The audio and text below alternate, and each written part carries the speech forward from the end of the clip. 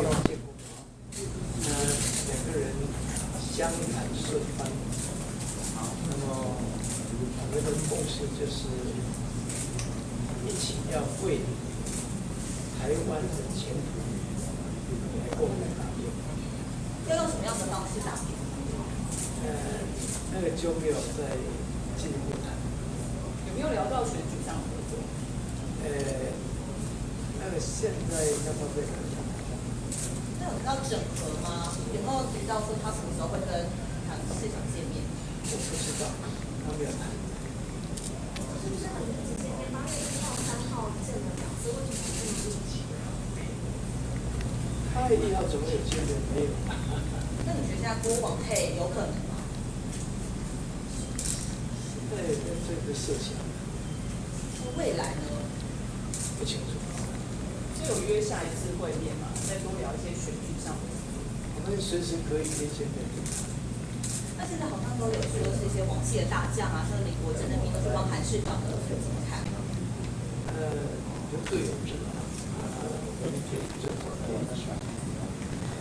长，因为这个韩国瑜他昨天有说，他希望党主席吴敦义出来整合，是要为有可能离开的党员统治。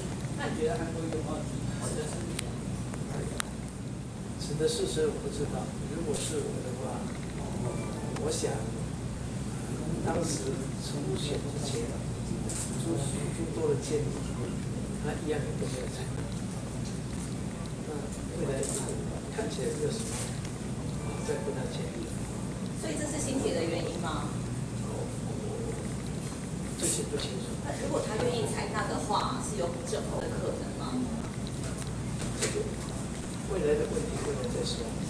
未来的条件是什么？没有。吴主席有联络过你吗？谁？没有。他下一次跟韩国见面什么时候约下一次的见面？我有跟连先生说，以后再说吧，现在不急了。院长也要跟柯市长见面吗？刚才讲过了，我跟连先生报告说，这个见面的事以后再说，现在不急。柯市长，柯市长，柯文哲。柯市长也是以后再说了。是要在什么样的条件之下才有可能？我现在也不清楚。未来再看看今年吧。他秘书长有没有主动联络你说希望可以跟你见面？是柯文哲不爽。那是今天以后的事。外界觉得郭科网是谁？就我这些不清楚。那你觉得最简单的评估。如果你们结盟的话，你觉得是有机会打败韩市长吗？